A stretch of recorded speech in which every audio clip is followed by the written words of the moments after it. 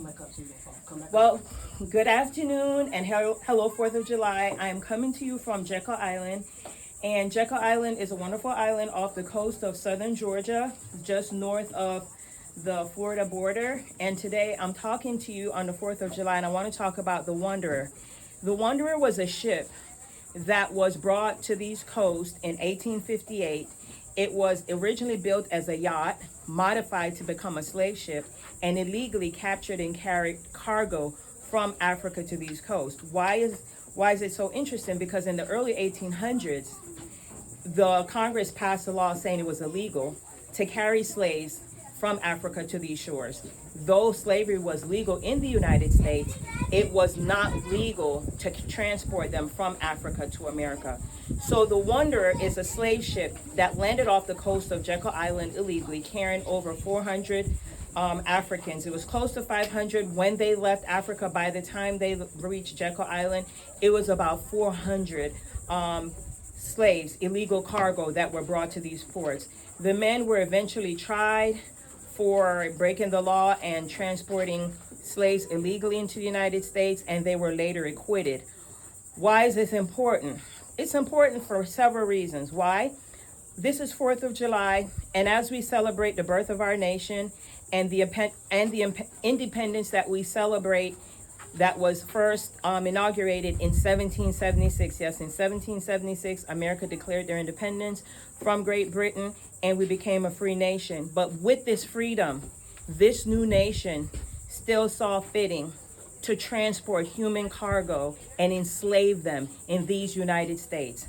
The United States of America, that in its Declaration of Independence states, all men are created equal, all men. But somehow we managed as a nation to circumvent that by stating that these Africans that were brought to these waters were not men, not women, not children, but chattel. So by delegating and relegating their title to that of a chattel meaning a cow, a goat, an animal, a dog, it was not illegal. And they were no longer under the protection of the United States as given by the Declaration of Independence, as bestowed upon us by the independence that gave them their freedom from Great Britain. And so this justified them and their conscience by bringing cargo and enslaving until the Emancipation Proclamation was declared and passed. But as we see and recently celebrated with Juneteenth, even after the Emancipation Proclamation was signed January 1st, 1863, 2.5 years later, in June of 1865, the remnants of slavery was still alive and well. So as we celebrate the 4th of July, as we celebrate our freedom and independence, we cannot forget the history of this nation and the battle we fight for equality and freedom for all people, because we are in fact a nation of free people, where all people are free because we're made in the image of God. But this has not always been the case, especially for African Americans. And though we are no longer living with chains, and though we're not living in bondage because we don't have physical shackles, there's much to be overcome. Yes, there's a lot that has overcome because of the Civil Rights Act and many other laws that were passed, the 13th, 14th, and 15th Amendment. There's much still to be done, but we're grateful for what we've come from. But I'd like to close by saying the words of Bob Marley. He said, "Emancipate yourself from mental slavery. None but ourselves can free our mind."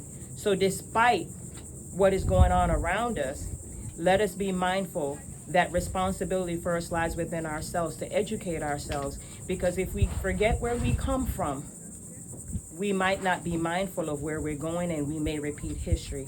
So on this 4th of July, I want to just say happy 4th, and may freedom reign. May freedom reign from coast to coast.